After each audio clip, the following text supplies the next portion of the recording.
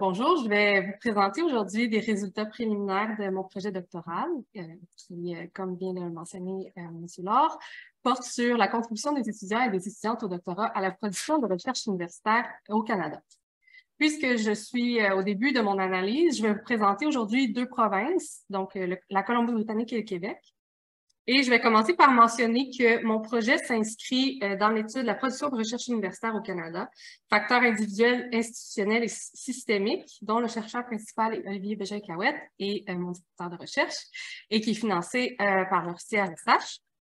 L'objectif de l'étude PRU, production de recherche universitaire, est d'étudier l'influence de facteurs individuels, institutionnels et systémiques sur la production de recherche universitaire dans 5 provinces canadiennes, donc l'Alberta, Colombie-Britannique, Ontario, Québec et la Nouvelle-Écosse.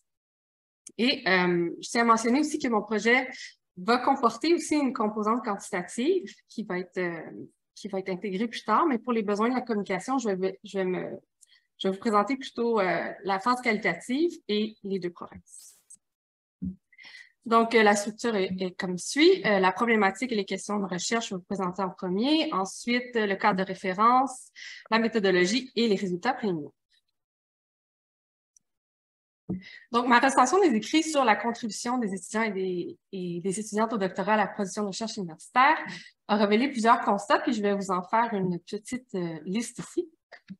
Donc, premièrement, l'expansion des cycles supérieurs dans les pays développés est associée à une contribution accrue des doctorants et des doctorantes à la recherche. Deuxièmement, la contribution des étudiants et des étudiantes au doctorat est indispensable aux activités de publication et à l'obtention de financement chez les professeurs.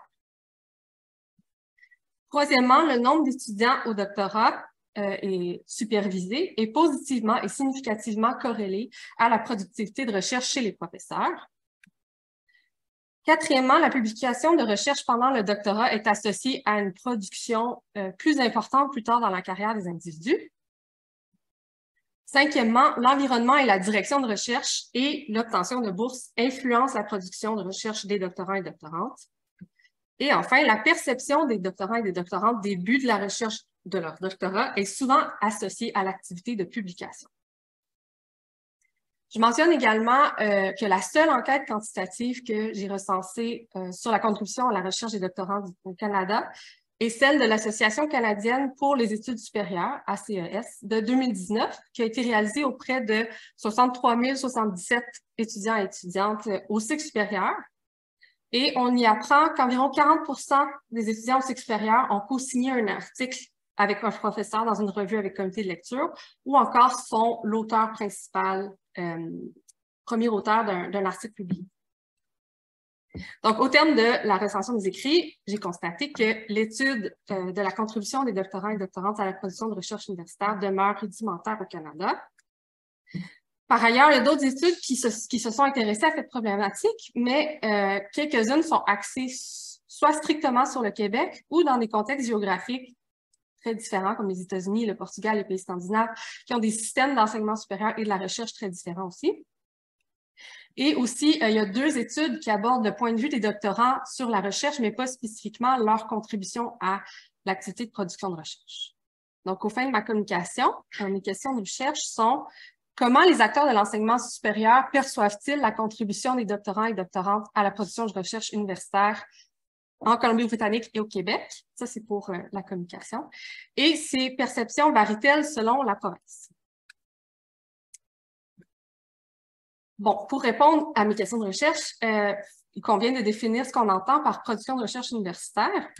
Donc, d'une part, il y a une insistance dans les documents gouvernementaux et publics et aussi dans la documentation scientifique sur le nombre de publications comme indicateur de la production de recherche. D'autre part, il y a des travaux de Cantwell en 2015 qui a fait une distinction entre la production universitaire et la production de connaissances. Donc, la production universitaire concerne les produits de la recherche seulement et la production de connaissances concerne la gestion simultanée d'un ensemble complexe d'intrants et d'extrants dans le cadre du travail universitaire. Donc, pour les besoins de mon étude et pour cadrer un petit peu comment je vais m'intéresser à ça, la production de recherche universitaire va tenir compte de ces deux dimensions.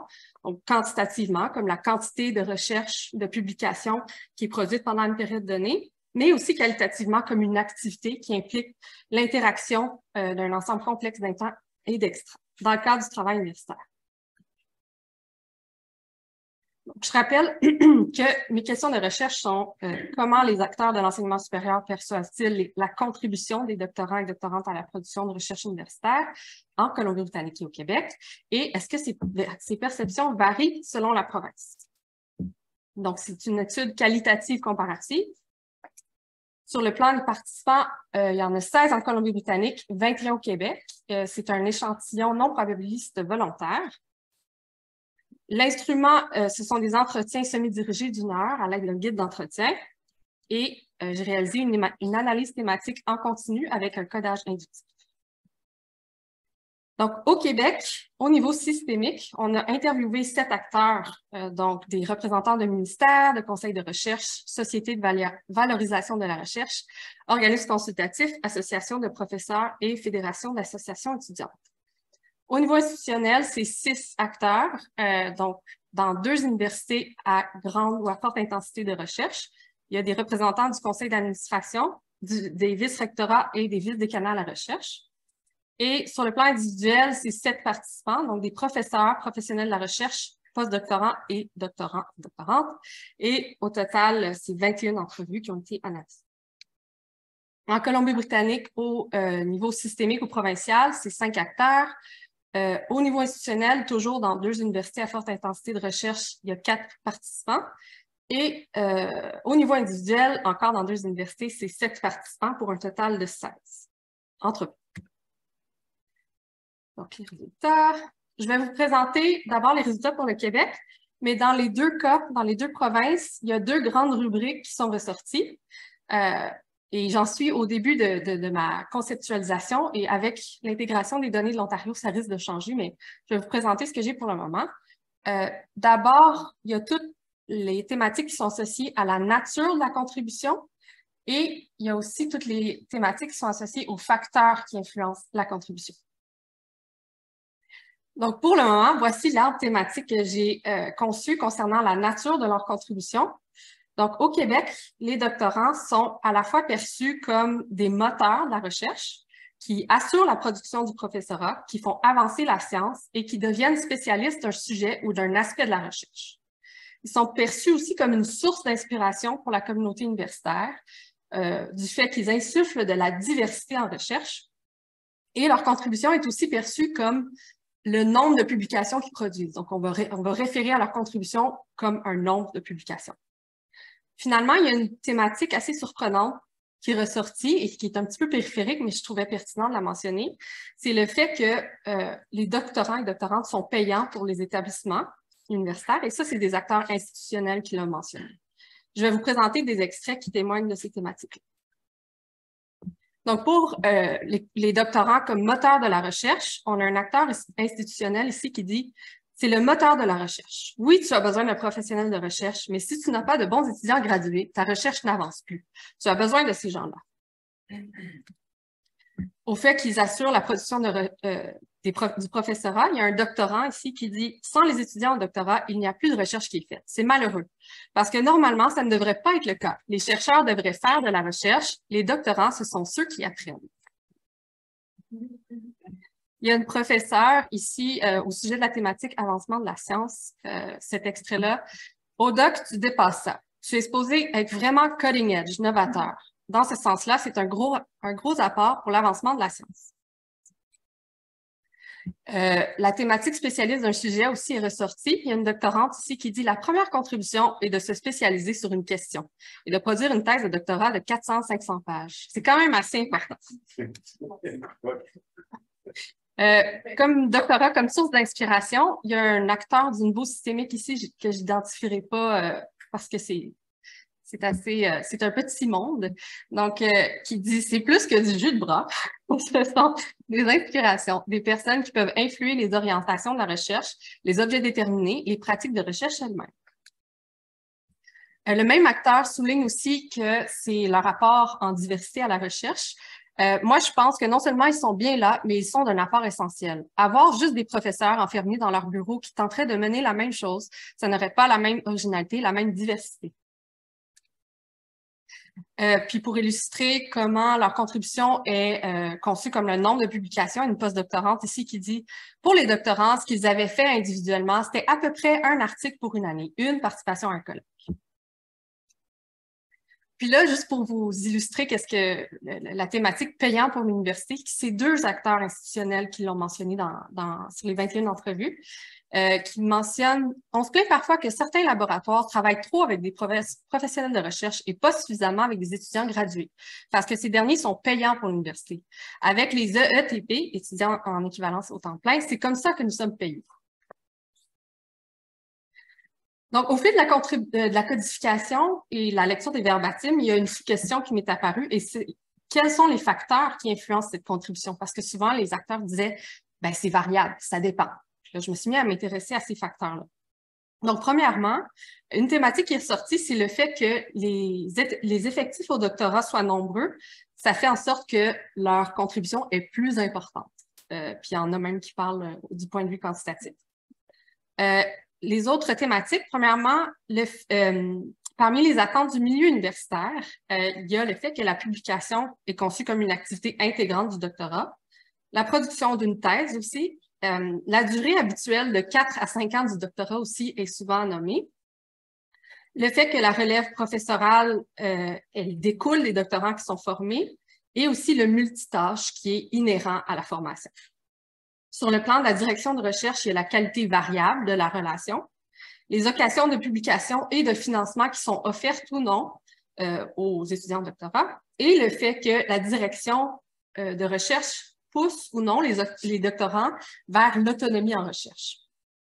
Sur le plan des qualités individuelles, j'ai été assez surprise de voir que ces mots-là étaient précisément employés. On parle des bons étudiants. Donc, et là, et quand on parle en opposition, on parle des étudiants en difficulté, mais c'est pas tout le temps la même chose. Parfois, les étudiants en difficulté, c'est des étudiants qui manquent de motivation, c'est des étudiants qui ont de la difficulté à publier ou qui demandent plus d'encadrement.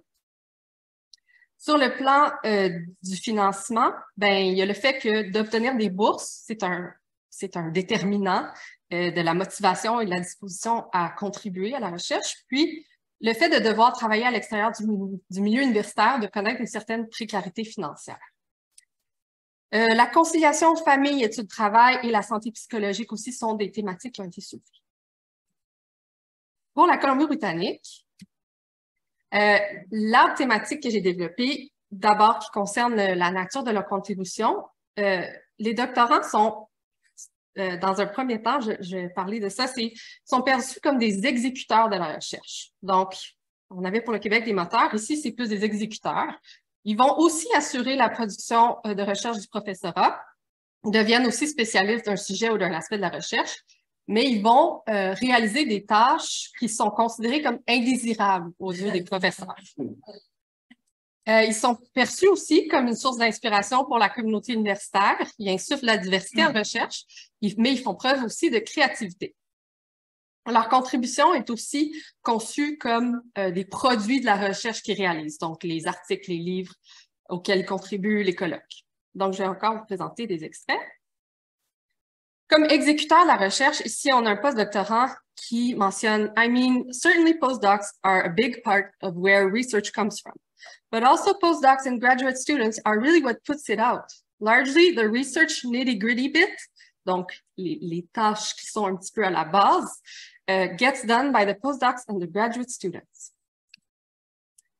L'acteur institutionnel ici, au sujet de la thématique assure la production du professorat, they're taking on some of the work the PIs couldn't possibly do on their own all at once, even the non-lab-based research. Ils sont aussi spécialistes d'un aspect. Il y a une doctorante ici qui mentionne I think this is where their role is mainly. They are more in the detail of things. So they are actually the ones that know best the scientific details for the project. Pour ce qui est des tâches indésirables, il y a un acteur systémique ici qui mentionne they do a lot of the work that the supervisors don't really want to do. For example, paperwork.